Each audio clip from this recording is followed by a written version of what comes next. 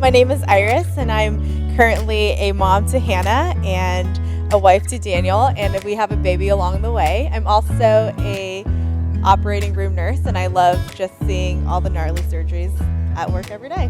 My name's Sam. For those of you that care, I'm a type 8 on the Enneagram. I'm an ENTJ, passionate about winning. Currently, I am married to a lovely wife, and I am also an entrepreneur with a boba shop called Boba Shark. My name is Frances. I'm a creative multi-hyphenate entrepreneur. I am newly married, and I am passionate about traveling, my dog Willow, and pruning my rose bushes right now. On this week's episode, Justine and Phil are joining us again. We're going to be talking about meeting the in-laws, communicating with families, and at the end, we're all going to share our engagement stories. Let's get right to it. Hey guys, welcome to another episode of our podcast, a podcast that still has no name. So if you want to participate in letting us know, please leave a comment in the comment box below.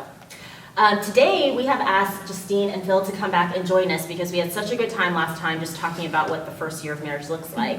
So today, I thought maybe we can get a little bit more personal and actually talk about what that engagement story was. And I'm just curious also, just to kick it off, maybe like we'll direct it to the guys first. Did you guys have to ask for the fathers for like the hand in marriage? And what are your feelings about it? For starters, I think it's definitely necessary to ask your spouse's or future spouse's parents for permission. In my case, though, I talked to Justine's mom. Well, her mom and dad were both present. Just based on that family dynamic, it was best to talk to mom because her dad's more on like the quiet end of the spectrum, and mom does all the talking, so it made more sense. I had gone over to visit for Thanksgiving, and one morning I just asked mom, hey, can I talk to you guys tomorrow morning? 8 o'clock? Okay. And she's awake the next day, trying to listen in, because she's on the second floor. I go down. Definitely trying to sleep. Yeah. And then I go downstairs for breakfast, and they're just cutting up fruit, and dad's at the table, and I'm making small talk with dad, and mom's just at the kitchen, just cutting up fruit for breakfast, but she's not coming to the table. I'm like, you guys know why I'm here, just come to the table. And she's just there for 5-10 minutes, just cutting up fruit, just With a knife. biding her time. Exactly. It was interesting, and she finally came back. We talked. I just told her that I want to marry Justine, wanted their permission, and they had the classic ask you questions kind of thing, but it wasn't really that bad. It was 3 questions, what's the thing that you dislike most about Justine? What? They really asked that? Yeah. My parents have Like and dislike. expectations, and I think those questions they had he has options to answer, but we will only accept one answer, the right answer. So it was their version of a test, I think. I couldn't hear much from where I was hiding. And then, her dad obviously asking me the, so where do you see yourself in 5 years? Your life plan. And do you feel like you could adapt well to the industry changing in 5 years? I'm like, oh man, so here comes the career question. Yes. Okay, yes. Basically trying to convince him that yes, I can take care of your daughter financially too, not just emotionally. Yeah, it was pretty easy from there on, and I think because I'd never gone to their place before for Thanksgiving or just anywhere, and so just me being there for 3-4 days straight really helped mom and dad see that I really cared about her and that Justine was really happy, and that was what was most important for them. Mm-hmm. So that was how I asked her parents. Nice. Yeah, mine, Esther's family lives 20 minutes away from my family, so I was over pretty often. But I think the hardest part was I need to find, because her family's big, right? So there's 4 kids. mom and dad are there, and then also grandma's there. So I need to find time where it's just like just dad to like arrange the time to like Just talk to dad. just talk to dad, and then because same like I wouldn't want like in this case Justine like listening in like, oh, how is Phil like talking to my parents? So like I don't really want Esther listening in like, oh, how did Sam ask dad how to like go chat or when to go chat? Yeah, so I think it's just like after a dinner I was just like, oh, if you're free sometime, let's go like grab a meal. So we ate at ramen, Maizen ramen. I don't know, I haven't been there since COVID. So Yeah. yeah, but I didn't explicitly like ask for Esther's hand in marriage, but I mean, he knew like what the bill was for. But I mean, it's pretty similar. Like asked a few questions, and then he also like gave different advice for different things, and just kind of like what him and his wife, some of the key things that they like went through, and then so that was like helpful. And he was sharing how, oh yeah, so we have signals for when like in a scenario like one of us needs more support for something, or I was like, oh wow, that's useful. Yeah, but I didn't explicitly ask, and she's like, okay, cool. Like, the meal was that, and that was it.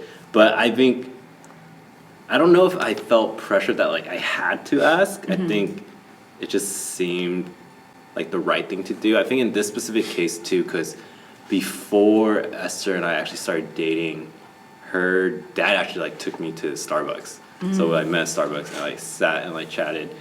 But it wasn't anything intense. It was pretty funny because it was just more like him telling me some of Esther's like negative traits. So, like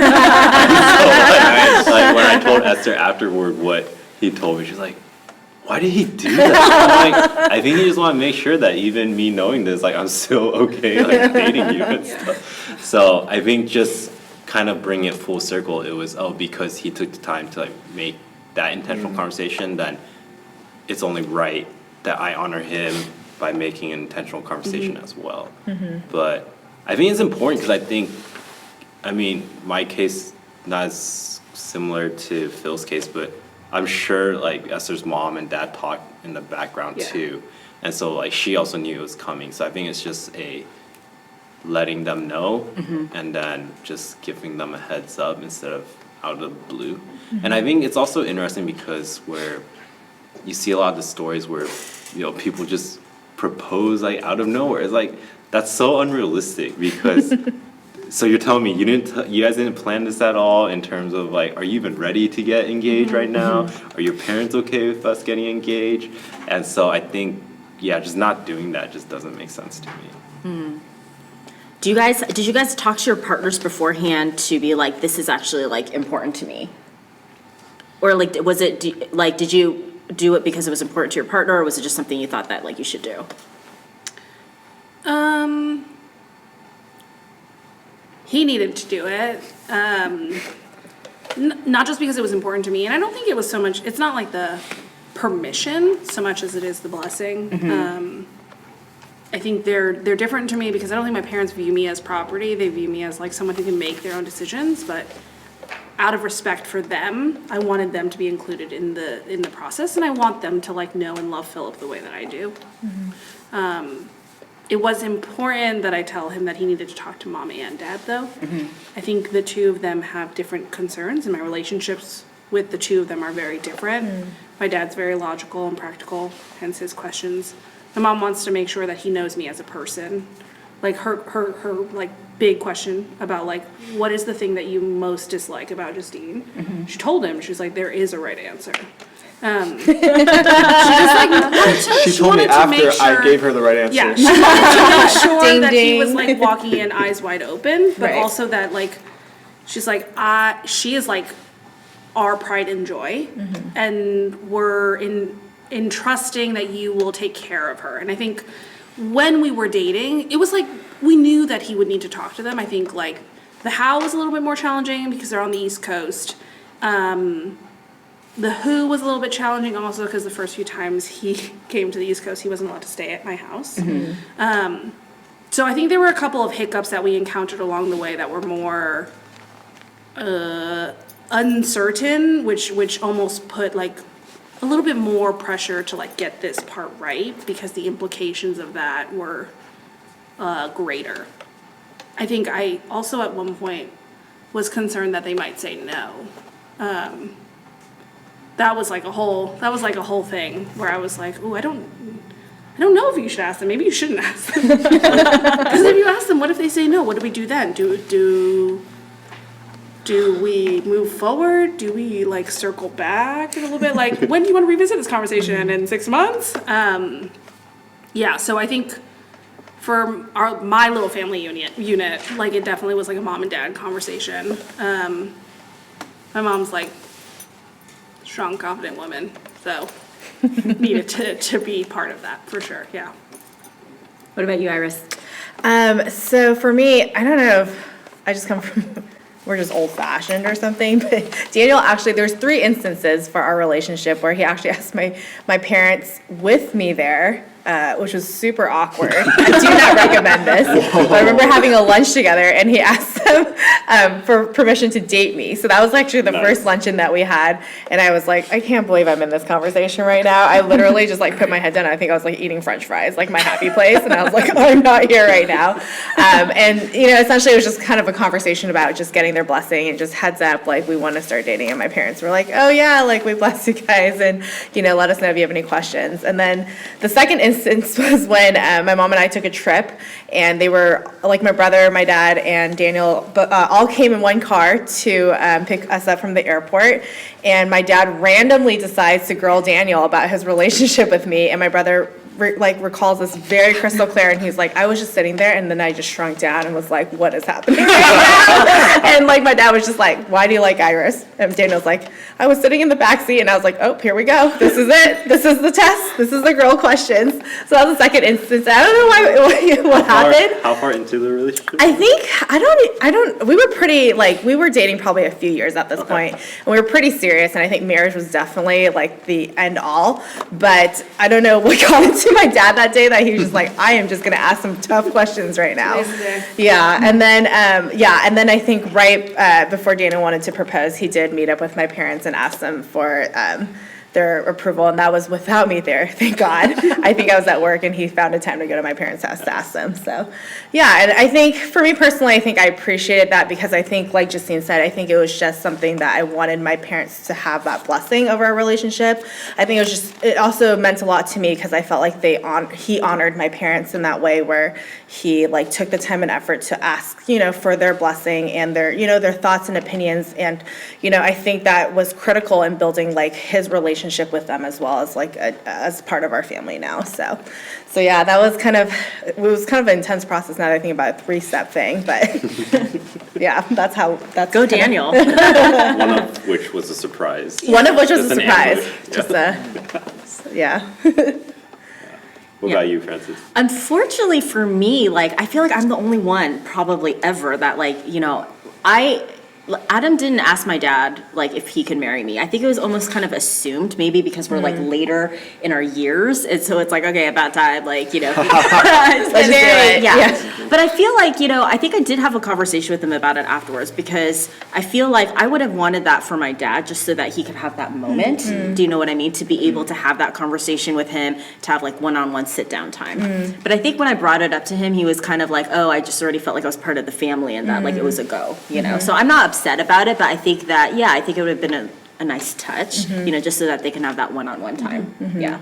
But that's okay. I'm not upset about it. Yeah, I mean, you guys are married and parents are happy. Yeah, parents are so happy. That's the important part. They love him. They love him. They've been praying for this moment forever. Beyond prayer, they've been interceding. So tell me a little bit about, like, I think meeting like your parents-in-law and your in-laws, like it's kind of, you know, you hear like horror stories and then you hear like really great like success, like lovey-dovey stories, right? Like tell me about like the first time you met, you know, the in-laws, the potential in-laws at the time. Like what was that kind of like? The first time I met Philip's parents, I like to plan for these things. So I was like, I need to know when we're gonna do this so I can dress appropriately. We decided to meet at church because Philip's parents go to the same church we do. How long into the relationship was this that this happened? A couple months. It was fresh. Okay. We were fresh. We were fresh. I was working at church at the time, so I was like, let's just kind of coordinate in between services. Like, I'll come meet them, you get them, like, we'll do like a quick greeting. And you guys know, like, in between services, there's like hundreds of people, right? So I was like, I don't really know what his parents look like. Like, Philip, you gotta find them. But Philip and I were coming from the same place, you know, so I was really nervous. Maybe because I'm older than Philip, and because at that point we had been dating for a few months. But like his parents were like extremely sweet. I think Mom like hugged me before Philip even like introduced us. And then we just like stood, the four of us, with everyone milling around us, and we just chatted real quick. They wanted to know like how work was going at church, and we spent most of the conversation in Mandarin. So Philip was kind of like, I kind of understand what's happening, but I'm not totally certain. And it was really short and sweet. And then the two of them were going to lunch, and Philip and I went back, and on the way back to service, he looked at me, he was like, see, that wasn't so bad. And I was like, you know, and he was like, babe, like, how are you going to last a full meal if this is what, I was like, just ease into it. I think also, like, this was like the first girlfriend he was bringing home, so they were excited. Yeah. But I was like, oh my goodness. But I think it was like more organic because they go to the same church, and like I lived 15 minutes away from them, so the way that we interacted was like not, we didn't have to plan for it. Yeah. My parents was a little bit different. You know, because they're in Jersey, so we'd actually planned for it. And so the first time I met them, was it that lunch? Yeah, in October. And see, I actually had more stress because, so Justine's parents speak pretty good English, but you know that you got to speak like Mandarin, you know, to like truly parents who like impress. speak to like get into their good graces, Totally. you know. So I'm trying to like practice and work on my Chinese. I got through it okay, I thought.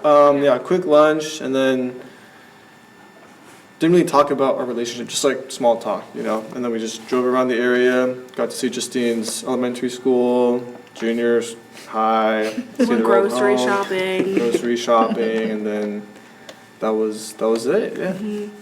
But pretty nerve-wracking, I guess. My parents Just the also Mandarin like, part. yeah, my parents also don't really give much away, like facial. I mean, you guys have all met my parents. But like that meal, the four of us was like me and Philip, and then my mom and my dad. And like as I mentioned, I don't do awkward silences well. So like we're like eating.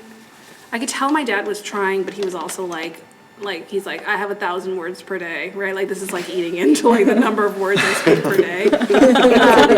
And my mom was definitely taking that meal just to watch Philip. She was like not really giving. Yikes, Phil. Oh no! She was just watching it the whole time. She spent most of that meal probably just listening. Justine also had to like prep me because like there were some things that her parents didn't like. Like I know she told me that her dad didn't like it when people put their elbows on the table. So the whole meal I'm like, like this. I'm like just practicing like really good table manners. You know, like where they're like, oh my goodness, like do I pick up the soup with like 2 hands or like just stuff like that. I had to.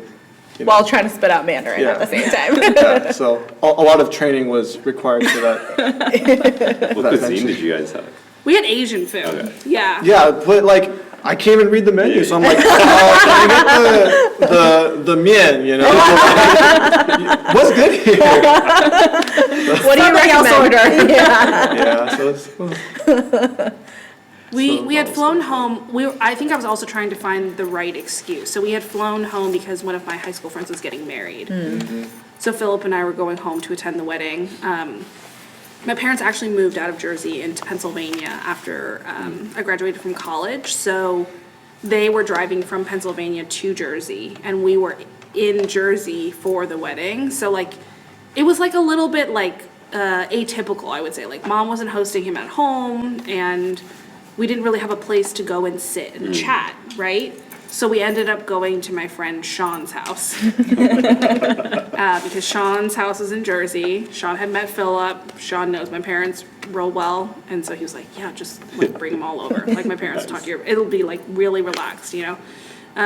Looking back, I definitely like projected a lot of my anxiety about the concerns that my parents had about our relationship even before Philip met them, which like manifested in me telling him, don't put your elbows on the table, you know, like chew with your mouth closed, you know, like Philip's like got great table manners. I don't know what I was concerned about, but it was like, yeah, I was really anxious. I was, yeah. What about you, Sam? Was yours planned or was it like organic or by chance? It's pretty planned. I mean, so, because Esther and I started hanging out, I think like summer of 2015. I think after a few hangouts, it was just me, Esther, and then her mom. We went to go get Japanese food, but then her mom doesn't eat raw fish, so I don't know why we did Japanese food. But yeah, I think during the meal, the whole like speaking in their mother language is very, very true, but then luckily, Esther's parents are both pretty well versed in English. So even though I would be speaking Chinese the whole time, her mom would reply to me in English. And so now I'm sitting there thinking, wait, is it rude if I reply back in Chinese because she initiated in English? Or is this a test to see if I need to keep it in Chinese? Yeah. Right? And so I was like, all right, I'll just stay safe, consistent. quote unquote safe. Like, I don't even know which one's safe, but I'll just stick to Chinese. Yeah, so that was pretty chill. I think it was just, Esther didn't really prep me, but I think I had a good idea because like her mom also grew up in church, so I'm like, oh, this can't be that hard. Like, it's like, oh yeah, I play on the worship team. My dad's a pastor. Like, you know, my parents, like, we moved to Florida to help out at a church. Like, it's all brownie points amongst the Chinese church community. So I was like, can't be that hard. Yeah, so that was pretty chill. And then Dad, I think initially it was probably, yeah, just what was mentioned earlier when we went to Starbucks. But then it was also really fun because I think that's when we were officially started dating, and it just so happened that their family had this big family reunion. So I had to go pick up Esther to take her to the airport for her to go back to school. And then like I basically met the whole mom side of the family. Instant meet and greet. Yeah, in like one go. Everyone. And then, but it's funny, right? Because then Asians, they always do this is just Esther's friend. Yeah. Right? And then it's never like the boyfriend. Yes. Because I guess at that point that's just super serious and stuff. But this is within a week of us officially starting dating. So I was like, okay, yeah, just a friend. Just a friend taking her to the airport because that's what guys friends do for girls, I guess. Yeah, so that was that meet and greet. Yeah. What about you guys? For me, so we were the kids that grew up in church with our parents in the same friend group. And so at this point, I had met his parents for many years at this point. And they were like the auntie and the uncle. And so actually for me, it was more of the transition of making like auntie and uncle to like, this is like my boyfriend's parents, which is actually kind of a weird transition. It's kind of like, okay, I'm trying to shift it, but I've known you my entire life as auntie and uncle of like this person. So we were like the church kids that got together. We were like those kids, you know?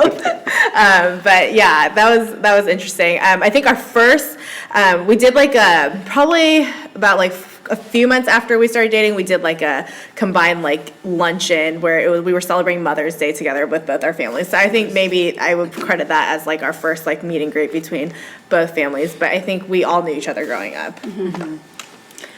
Navigating, like, I mean, going from like the first meeting of meeting the in-laws to like now, right? What were some of the challenges that you guys had to like fight through to either connect with them or to kind of get on the same page on maybe things that maybe you disagreed on or just situations, right? I think the biggest challenge was just, well, one was distance, so there wasn't that much time to really get to know them and for them to get to know me. You visit like maybe once a year max, or twice a year if you have a wedding and then a holiday, right? I think we dated for how long? 3 years? Something like that. 2.5 by the time you proposed. 2.5. I think the majority of that time was spent having our parents adjust to the fact that like our daughter has a boyfriend and they could get married potentially and like we would add a member to our family. I think that process we learned a lot about our in-laws too, just what kind of expectations they had, like how often to come over, right? Like for my parents. For her parents, definitely couldn't come over as much. But we knew like, hey, we just need to spend like a good 3 to 4 days with them, Thanksgiving weekend, and then whatever Justine likes about me, hopefully they will see too, and also like about me. So that was a strategy, just like blast them with like 4 days straight of like, Intense here's Philip. And so our strategy was just to like, Justine would like give me not fake brownie points, but sometimes be like, hey mom, like. They were not fake brownie points. They were embellished, yeah. Like, I got stuck in the airport one time and Philip helped me out because of my passport thing. That was very real. Because my mom was on the other side of security waiting for me. This is like this is a saga, okay. We had like gotten the visa to go to China, but then my passport had expired, so we renewed it. But the passport number associated with the visa that I got was not the same. So when I tried to leave the country, they were like, no. So then I had Philip, like, my parents both crossed through. I got sent back to the desk. Like, I was in trouble. The guy was like, well, I need to see an old version of your passport. I like called Philip in a panic, and I was like, I'm gonna stay in China forever. You know, I was like, what should I do? I don't have my old passport. So Philip starts brainstorming with me. He's like, did you ever send it to someone? Is there like some way I could get it? Like what email account? And like as he was saying that, I was like, I do have it. I have it somewhere. Okay, I'm gonna hang up and call you back. And like after he said that, I like had to go dig through like, you know that email account that you set up in high school that you like never use? Totally. Yahoo. It was in there. Yeah. Showed it to the guy. He gives me like some fancy stamp, which allowed me to cut the line and find my parents. 2 of them were like pacing at the gate. They were like, where did she go? What happened? I was like, China wouldn't let me leave, you know? And so I like told my mom, I was like, oh, actually like Philip helped me figure out how to problem solve it, you know? And so like mom was kind of like, oh, okay. Like, Those are super legit brownie points. I didn't tell her to check her email, but through talking to me, she was like, call me. he helped to calm me down, you know, like problem solving. Right. Or like I would just randomly say like, oh yeah, he like took me grocery shopping. True. Philip did this. Not Philip did that. needed. You know, Yeah. just slowly building up. Oh, like Philip does these things. Okay. I mean, they weren't like false, you know, but. I just needed to continue to remind them. I think Philip's parents were like always cognizant that I was around because they lived 15 minutes away. Right. My parents, like when I called them, Philip wasn't next to me. It's So also I was easy just to like, forget because we're far away. Yeah. Yeah. So just constant reminders. Yeah. just find ways to bring him into the conversation a little bit more. But that weekend for sure before he asked definitely sealed the deal. Because I think what my mom said to him at the end was she was like, you have our blessing because we see how happy she is with you. Nice. And I think like there's no way she would have done that Yeah. or seen that if like Right. we didn't come home. Yeah. Yeah. That's why you gotta do this during Christmas when like people are happy. Yeah. Yeah. You know, season. Oh, is that the secret? Holidays. Yeah. But Holiday joy. Holiday joy, don't holiday people cheer. get into like, family battles during the holidays? So, could be Yes. hit or miss. So hit or miss. You're right. You're right. Yeah, I think for my situation, nothing too big. I think there's 2 things that stand out. I think one, I think Esther's mom has a lot of like very traditional Christian ideals, and so I think when we talk about, oh yeah, our friend's like getting a tattoo or something, like she's not outright like disgusted or anything negative towards it, but it's just kind of, oh, doesn't the Bible say like you can't like get a tattoo and stuff? And it just so I think in the beginning I just kind of like, okay, I just won't say anything, I'll just be respectful. But then as I got more comfortable, I was like, I need to like push back on some of these things a little bit, because I think different ideologies like that, like sure, maybe in a specific time and setting it was true, but not so much anymore. And like for some reason the older generation just doesn't think about it in that way. And so there's this one meal we just happened to also be eating shellfish as well. And so I was like, yeah, but the Bible also says like we shouldn't eat shellfish. And she's like, really? And I just like pulled it up, and I was dang. like, yeah, it was like, it was a very Wow. yeah, Yeah, it was a very risky move, but I think I did okay. Yeah. But yeah, and then she was like, "Oh wow, like didn't realize that." I was like, "Yeah." So I don't think like a lot of these like Old Testament things really apply. Your to Bible points went Yeah, up. yeah. That's Sunday school. Get in. Yeah, so I think that was one, and then just different incidents kind of based off of that. I think the other one, the big one is like both of our moms they show their love through like providing and just buying a lot of stuff. And so my mom does the classic like, "Oh, do you want this specific fruit?" And I'll say no. She's like, "Oh, but it's really sweet." And I'm like, "Mom, that doesn't change my mind about taking the fruit. It's still no." And then her mom does the same thing. So I think it's like we can't tell them anything we like because then they just buy us too much That's of true. the said thing. And so I think it was kind of setting boundaries for that and just like, no, like stop giving us this. And it's also like I'll talk to my mom, she'll talk to her mom, and it's, oh, if I take this from you, then like the other mom will feel bad that they're not giving us stuff, so they're also gonna give us stuff. So it's, I have to say no to you, not because, you know, I want, like you play it off as like, not because I don't want to say no or whatever, but it's like, it's fair. It's fair for both moms to feel like they're adequately providing for their son and daughter and whatnot. But yeah, I think that's always stressful. And then I think my side of the family, like my aunts, they're all like really in your face about that sorts of stuff. So if we do family dinners or holiday dinners with my family, that it's like gotta help Esther kind of like fend them off. Whereas maybe if I'm with her family, they're a little bit more laid back, so I don't really need to worry about as much of that stuff. Do you guys have any, so Adam's in-law, or Adam's parents, like they live overseas. So I actually have not interacted with them like that much, except for like maybe once in person for each side. But like for people like me, right, who have not had so much exposure to like being around the other person's family, can you guys quickly go around and just give like one advice that you've learned that you feel like has been helpful in assimilating into the other person's family?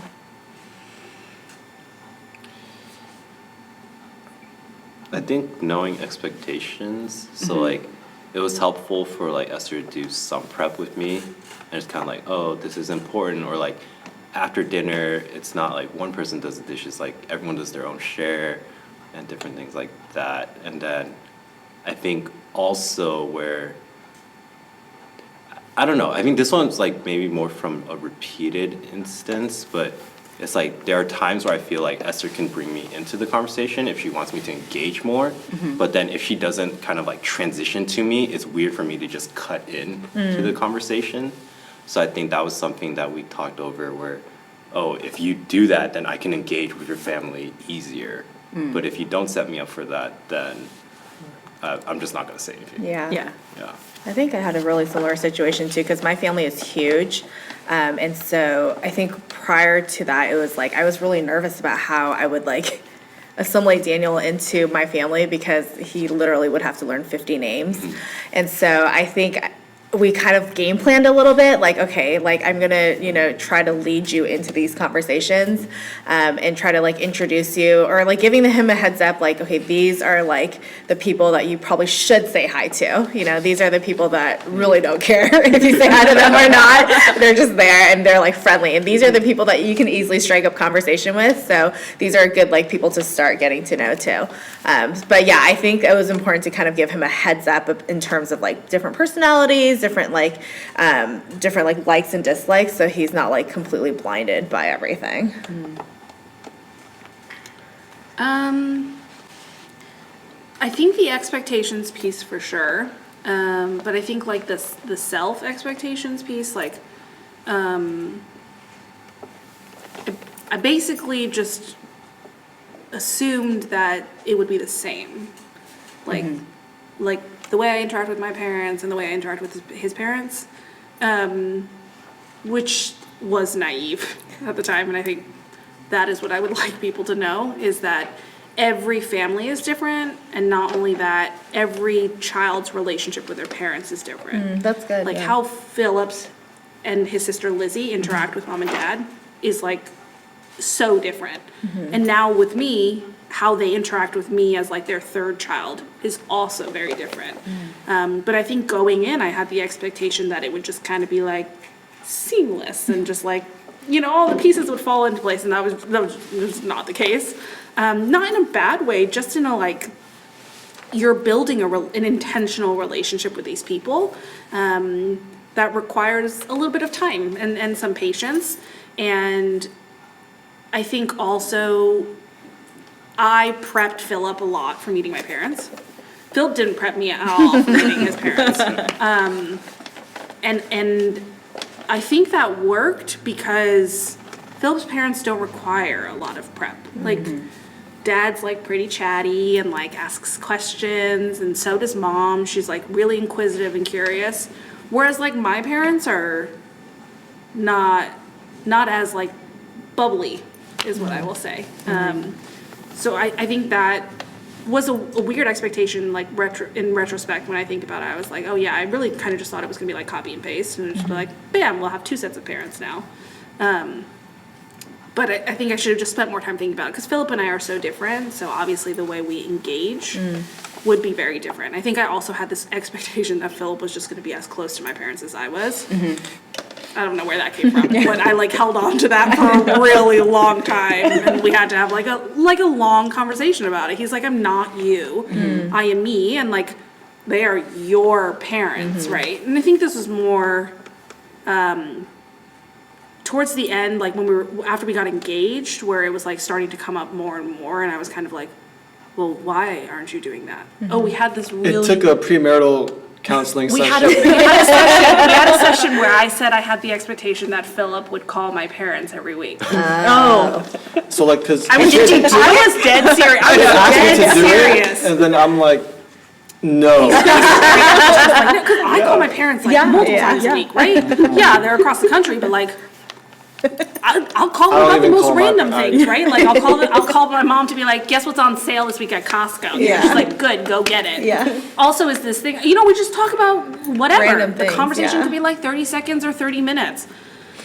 I didn't think it was a big ask, right? I brought it up during premarital counseling. He looked at me and was like, no. And I was like no. A little bit offended. Not gonna lie. I was like, why not? And like our pastors, to their credit, the two of them looked at me and they were like, do you call his parents every week? And I was like, no. And they were like, so then why do you expect that he will call your parents if you're not going to do that? Is it a quid pro quo? Are you and Philip the exact same?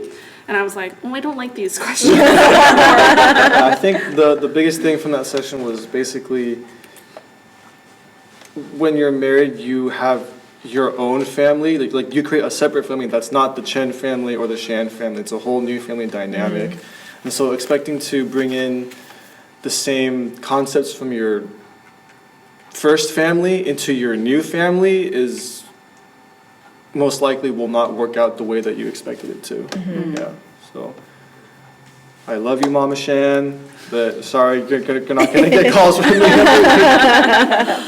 Yeah, I think that adjustment was really hard, because I think what you try to emulate. Yeah, totally. And, you understand the flaws of maybe your own family, but you also see the really great parts, and so obviously you want to bring that into yours. But I think something that I really struggled with was like letting go of my first family.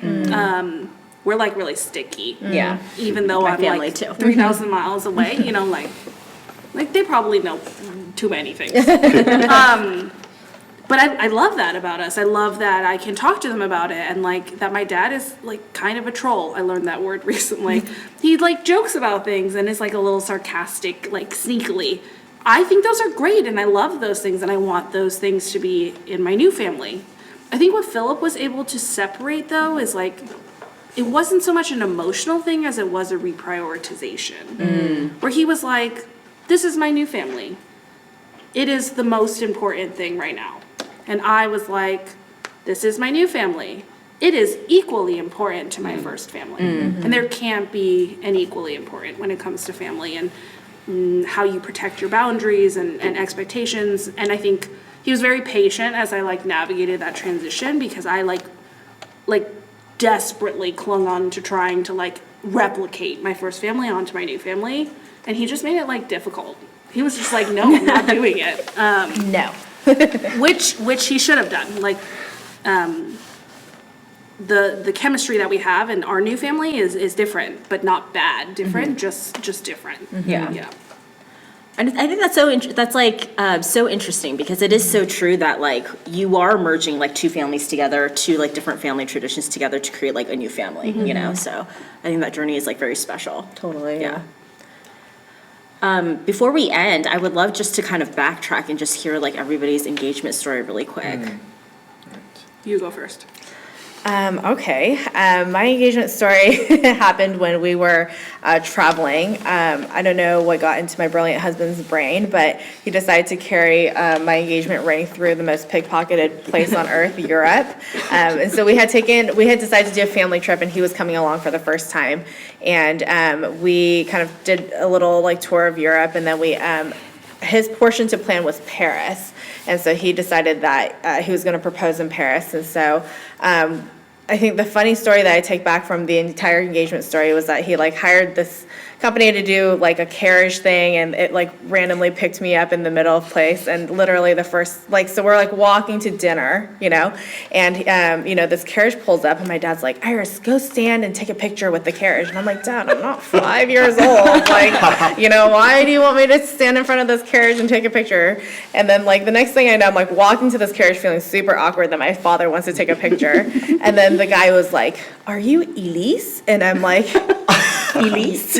And I'm like, yes.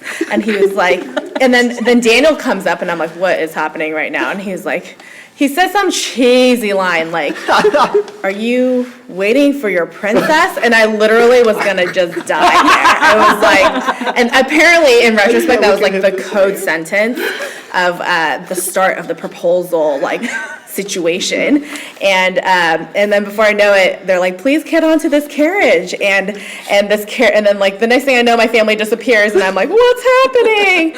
And then the next thing I know, I'm on this carriage, and like my family's like in the taxi, and my brother's like waving to me, and I'm like, what is happening right now? And I'm like, okay, like, you have a moment, I don't know for females, but like you're just like, okay, it's happening. Like, this is the moment. Focus, And so, so basically this carriage took us on to like a tour of Paris and everything, and then it ended at the Eiffel Tower. The funniest story, I think, is that like they gave us some champagne during this ride, and I was allergic to the champagne, so I'm like sipping this, and literally in the middle, I'm like, I lost my voice. And Daniel was like, yeah, it was like a horror story, He was just like, I did not just pay for this entire proposal for Iris to stop breathing on me, And so, that was like the funniest story that in hindsight, but in the moment it was just like, what is happening? She's like having an allergic reaction. And so, this carriage took us, we ended up at the Eiffel Tower, and then like he just proposed like in front, and I'm just like, oh my God, like I can't believe this is happening. That was kind of what happened with my proposal story. It was unexpected. It totally came out of nowhere. I was like, why would you propose like 7 days into our trip? Were you carrying the ring the whole time, He was like, yeah, dude, it was so stressful, And I was like, oh man, props to you. Yeah. But those good times. And I would love to hear this proposal story again, because I remember you guys actually came to my house after you guys got engaged. Yeah. So after he successfully got mom and dad's blessing and Thanksgiving, I had basically said, I was like, 2019's our year. Like, deadline. And he was like, okay, And there's only so many weeks in December. I mean, once we came back from Thanksgiving, it was like December, so I was just basically, I was like, so Philip, in all of his infinite wisdom, basically was like, I need you to block off every Saturday. Think about what you want to wear every Saturday. We're going to do something every Saturday. Nice. I was like telling my roommate, unbeknownst to me at the time, she already knew when he was proposing. She's like, oh yeah, that is annoying. Let's pick out your outfits. So I think we went to San Francisco the first weekend, and he to his credit, did take me places. I think he either proposed the second or the third weekend. So the logic being, there's no way I'm proposing the last Saturday of December. That's just mean. And the week that we got back from Thanksgiving is too soon. So you really only have 3 weeks, In between, and we're not yeah. doing the second to last week of December, so that's really only 2 weeks. But she didn't really think about that. I did not. I was just like anxious, I think. Once I knew mom and dad had said yes, then I was like more happy and excited. But well, the weekend that it happened, he said we were going to the beach, to Santa Cruz, which was like kind of like our go-to place where it was like far enough from like the Bay Area, and it was like I love the beach. So we like did a lot of celebrations there, and I was like, oh, that'll be fun. Like, didn't really think twice of it because we had already done a date, and I was like, okay, like he might actually make me wait until the end of the year, like just to say he did it. So I was like talking to my roommate, Gabby, if you're watching this, good job. But she basically told me, she was like, why don't you just stop thinking about when it's coming and just like enjoy the weekends that are happening, right? Nice. Like he like looped her in early. She was like in on it the whole time. We go to the beach, and I was wearing a dress and boots, and it had rained. Philip is like, I want to go like walk on the beach. Romantic in theory, but I like was like, Like my shoes. right? I need to like get down. So the first beach that he picks, I was like, I straight up looked at him and I was like, I'm not climbing down the beach. And he unrattled. Philip was like unfazed. He was like, okay, like let's find another beach. So we like end up going to the beach where we had our first date. Aww. And there weren't a lot of Actually, no. no, it was just some like other random beach. 'Cause, like the first Oh, two the beaches first didn't one. work out. Yeah. So So yeah. he's like, I was like, I'm not going down. We find one that had a path or like a slope, so it was like much easier for me to navigate. Brought a blanket and like we like sat on the beach for like a while. Yeah, I mean, the goal obviously, like if you're gonna, well, not obviously, the goal sometimes is to have like a private proposal, but in reality, sometimes that's really, really hard to achieve. So you have like some people running about, there's like kids, a dog, whatever. But there's like a nice like rock cliff face over there. So we're on the blanket, and I'm just thinking, okay, well, I have to do it like now, not the other Saturdays, because I have no plan for the other Saturdays. So I just ask her, hey, like, can we move like over there to the rock wall where there's not many people around? And she keeps like complaining the whole time, like, wait, I what do you mean? wasn't complaining. I was just concerned. I Concerned. wanted to like leave our setup and our stuff and like walk towards the rocks. I was like, why? Like She was just I not don't take cooperating. pictures. Philip doesn't take pictures. I'm like, why is Philip being so irresponsible, just leaving our stuff He behind? kept saying, all he kept saying was, it'll be fine. And I was like, well, why don't we just take it? And like, I was basically being very difficult, but not realizing it. And he was like, dead. He was like, we need to go over there. And I was like, Yes. okay. And he was like, just leave the stuff. She had no idea. Come And with I me. was like, this seems so, it was like a rock. There wasn't like a hole in the rock to walk through. It was a rock. But like you had no like, there's no bell that was like, this is happening. No, I just maybe. thought he She was was so being concerned. really weird. I was like, we're on the beach. I'm Yeah. comfortable. Like, So, it's so nice out. The sun is shining. so then I like, drag her over. I face her. I'm looking at her, and she's still like, what are we doing? Like, is there something that I'm missing? I was like, is there like a sign or like some beautiful background that I'm not seeing? And so I just say like, you're dumb. Yeah. And then at that point, I just get down on the knee, and then. I think he said what some did you nice do? things, but I don't remember any of the nice things that he said. Same here. Because basically, by the time, once he finished, you're dumb, I didn't even react. I couldn't even react to that because he had already like dropped to one knee. I think other people started clapping, but it was like, I couldn't tell you what I did or did not do. Blacked out. She plugged it. I mean, I feel like that's pretty common, right? Like, guys usually don't remember what they ended up saying. That's and Girls true. don't girls don't remember. remember what the guys Yeah. said. Yeah. Yeah. Did that happen for you, Francis? Well, I technically, like, Adam didn't even ask me. I guess what happened. I'd be like, That's right. wait, are you gonna ask me to marry you? Because, like, so literally, like, he said that, like, there's many times where he was, like, trying to ask me, and he carried also, like, Daniel the ring everywhere, like, on our trips when he came to visit me or whatever. But every single time, like, I guess I was being a brat or whatever, he's like, oh, am I really, like, trying to marry this girl? So it was, like, a couple times that was, like, a fail, right? Yeah. But by this time, like, it was really, like, we were really, like, deep into our relationship. I was, like, getting pressure from my parents about it, so whatever. So then one day, like, I literally had this nightmare, and it was of me like getting married, about to walk down the aisle. First of all, I was like 30 minutes late to my own wedding in my dream. And then as I was about to like walk down the aisle, like I realized my hair was sopping wet. It wasn't even done. And I mean, in my world, I'm like, that's a definite no. So then I'm already delaying further because I have to get my hair done. And then right as I'm like with my dad about to walk down the aisle, I realized I like nicked myself or something, and I was like bleeding from my leg. And it was just like awful, right? So this is a nightmare I had. I woke up and I like hit him really hard. I was like, dude,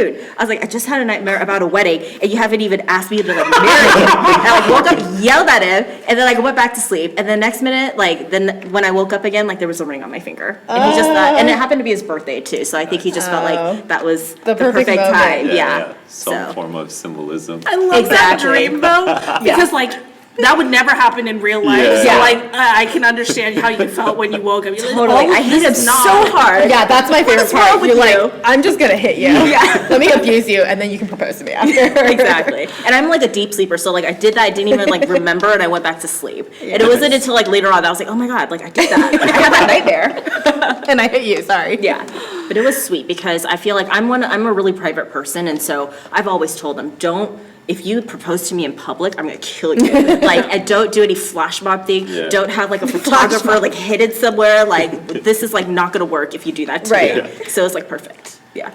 Yeah, I think it's similar for Esther. Like, we wanted to just keep it us two. And then I was also trying to think, like, okay, we've already talked about it, that, like, so she knows it's coming, so there's not really much surprising to do. And I think it's also harder, right, if it's just us two to do, like, surprising things. But I also want to keep it symbolic and whatnot. So her birthday's October 14th, and then when we had first started talking, like October 15th was the day we like stopped talking, because that was when she was like, "Nah, I'm not interested." So I was like, this is a great redemption story if I propose on October 15th. So leading up to that, like, so I think this is also part of it too, because I think if I was a girl, I would be very picky and I would want like a very specific ring. So I would want the guy to talk to me about like what ring he's gonna buy me.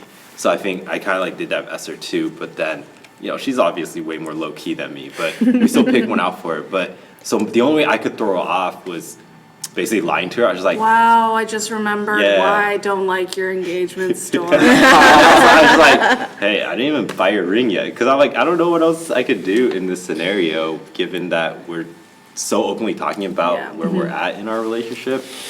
And then, so for her birthday, we went kayaking. And then we're just, it's something that I don't normally do, so it's kind of like, So it That's stands- already special enough. So it stands to reason that like if I was to propose, it would have happened like somewhere there. And that night when I dropped her off, her younger sister was like, "Esther, let me see your hand." And then it was just like, "Wait, what? Like nothing happened. What are you asking about?" So then my plan was always to propose the next morning, like super early in the morning. But then I think part of it, I underestimated how tired both of us would be after kayaking and stuff. And I was like, okay, well, I'll still pick you up in the morning. Okay, she's like, you don't have to. I'm like, no, I'll do it. I need to. I'll see you in the morning for like the sunrise and stuff. So we went to the park that's like near her house, because that's kind of just where we went to go walk and like chat and stuff.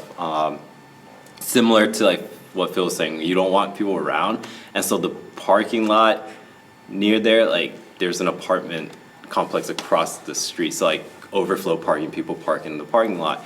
And then I guess at sunrise, people also come and go to their cars. So I was like, why are there so many people up and walking? I don't want to do this now. So we're just both standing there, and then I'm like, okay, if I'm feeling physically cold, I know she's definitely like freezing. Yeah. So I just need to like do this and get done with. So just got down on one knee, said whatever I said that I don't remember, and then that was that. Yeah. Aw. No, I remember Esther and I had planned a girls' trip, and we were going to Portland. We had like decided we were gonna do it, and I think that week they had the conversation where Sam straight up was just like, "Oh, I haven't gotten the ring yet, so like it won't be my happening." goodness, anytime soon." ma'am. So she comes to Portland, and she's like, we were there for like 2 nights, I want to say. And we went to the zoo, we like hung out, it was a little bit rainy, and we got to chatting like the second night. And I would say at that point I was probably equally close to both of them. But she was expressing to me some concerns where she's like, we've been talking about it, so like, why would he not have Some bought the ring? concerns. I was like, I agree. Why would he not have bought the ring? That seems so absurd, Esther. And she was like, do you think I should talk to him? And I was like, I was feeling like so worked up. I was like, I feel like if you want to talk to him about it, you should. Like, that should be a conversation you guys have. Lo and behold, the next weekend we go back, he proposes. Yeah. He tells me, he goes, I mean, isn't it better that I didn't tell you so you didn't have to lie to her? And I was like, I mean, yeah, but like, dang, we were like really working on that. Really upset. There's a lot of emotions that went into that. Yeah, so it's like full circle. You can't just like take all of the surprise. So true. Yeah. What's life without surprises? Yeah. Exactly. Well, thank you so much for all of you guys sharing your stories of love, your triumphs, tribulations with the families. Yeah, it was really fun. Thanks for having us. Yeah.